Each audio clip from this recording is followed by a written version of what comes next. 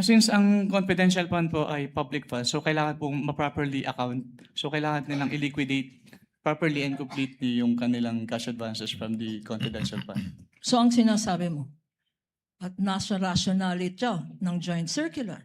Section 1, public funds, public accountability, public officer. Tama? Opo.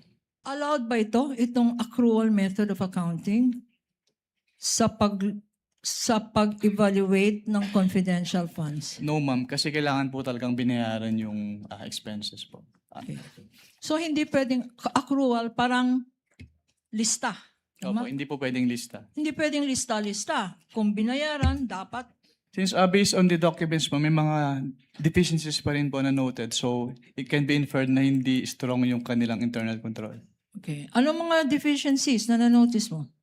Yung kanilang mga documents, some of the documents ay hindi compliant dun sa requirements ng Joint Circular 2015-01. Acknowledgement receipts na walang Management dates? receipts, yes po, walang date. Yung iba naka-date ng 2023 even if the period covered ay 2022. Liquidating documents para sa submitted 2023 para sa period 2022. May internal control ba yan? Actually, yung nasubmit naman po nila on time yung kanilang liquidation report. Mga acknowledgement receipts na walang signatures. Yes, ma'am. Opo. Internal control ba yun? That should have been prevented by strong internal control. Ikaw pa, as a state auditor, meron ka bang discretion sa pag-apply ng rules na to? Can you repeat the question po? Okay. You said that the basis for your evaluation are the express provisions of these rules. Yes, ma'am. Do you exercise any discretion? We exercise po professional judgments. Kailangan po namin i-evaluate if yung documents ay compliant dun sa requirements. Okay. Professional judgment. Yes, ma'am. Counsel makes mention in his cross that sa Office of the Vice President, ang SDO, Senior Disbursing Officer, Special, SDO IC Acosta, tama? So OBP, yes, ma'am. Okay. At sa DepEd ay ang SDO IC Fajarda, tama? Yes, ma'am. At tama daw, sabi ng council na tama lang talaga na sila yung payees. Yes, ma'am. Implying na silang tumanggap. Yes, ma'am. Implying na, ito ba, pag silang tumanggap, sila lang nakakaalam? Hindi po. Hindi. Opo. Kasi based on Bakit? the joint circular, si head of the agency po yung may responsibility to oversee the agency-wide use of the confidential fund and to ensure compliance with the requirements of the joint circular. Sino ang boss? Sino ang head of agency ng Office of the Vice President? Si Vice President Sara Duterte po. Okay. At nakalagay dito sa Senate na provision 4.8.5, nakalagay, as among the requirements, approval by the head of agency. Tama? Yes, ma'am. Ito. At nakita naman natin sa mga documents na present natin, lahat may approval ng head of agency, si Sara Duterte. Tama? Yung accomplishment report, yes, ma'am. Sa accomplishment report. Hindi lang sa OVP, sa DepEd. Yes, Meron nakalagay, approved, attested, certified, correct? Sino? Even ang yung nag-certify. certification po nung accountable officer on the utilization of the confidential funds of both the OBP and DepEd ay attested po ni Vice President. So even if council says the SDO is Acosta for the OVP and the SDO for the DepEd is Fajarda, still the head of the agency, who in all the documents we have seen, signed, attested, approved, certified, is Sara Duterte as Vice President and as Secretary of the DepEd, correct? Based on the documents, yes, ma'am. Okay. On 8.3, tinanong sa'yo, conclusive ba? 8.3, you mentioned prima facie findings. Tinanong sa'yo, is this conclusive?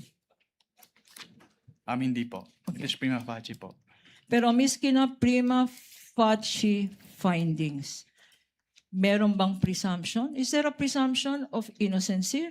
Is there a presumption of guilt? As a matter of fact, expressly says, there is a presumption of misuse and that it is used for personal benefit. Tama? Based on this provision po, yes, ma'am. And so far, unless proven otherwise, that presumption still holds. She is presumed to have misused or to have used it for personal benefit, Mr. Witness, correct? Yes, ma'am. Based on 8.3.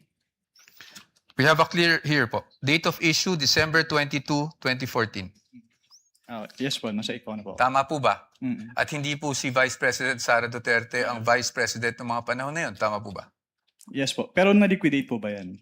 That's the question. That's the question to ICFAO actually because yun po yung, ang pinapakita ko lang sa inyo is nagkaroon po ng confidential funds ang Office of the Vice President noong 2014 issued December 22, 2014. Based on that document po, Meron. Meron. You confirm. But that's okay, no? Because maybe you were just not aware yesterday when you were asked the question. I just wanted to put that on record because marami na rin pong lumalabas sa social media na si Vice President Sara Duterte lang ang Vice President na nagkaroon ng confidential funds. But you confirm that, sir. Your Honors, just a manifestation, this has not been pre-marked. We just came upon this document yesterday after the statements were made. So upon the agreement made during pre-trial, we request that this be marked as exhibit for the defense D-1-167-DE. -OVP. Let it be so marked. Thank you, Your Honors. Provisional only, Your Honor. Yes, of course, subject to the objections of the prosecution when the time is Of course, appropriate. at the proper time. Thank you, Your Honor. And we will provide the prosecution with a copy as well. Kindly do that after, perhaps later on, after the trial, or now too, so that it can be made a subject matter of redirect. Should the counsel for the panel of prosecutors Medyo so malabo. desire. I can give you Photocopy. just a photo. We would like to manifest that this is just a printout, Your Honor, and a photocopy that we retrieved from the Office of the Vice President. Noted. Now, base po dyan sa provision na yan, nakasulat na ang maximum amount ay para sa 3 buwan. Pero meron po bang provision dyan na nagbabawal na gamitin ito in perhaps 60 days? wala po. Meron po bang nagbabawal na gamitin ito in 11 days? Wala din po. Kaya hindi po namin sinama sa findings namin yung 11 days na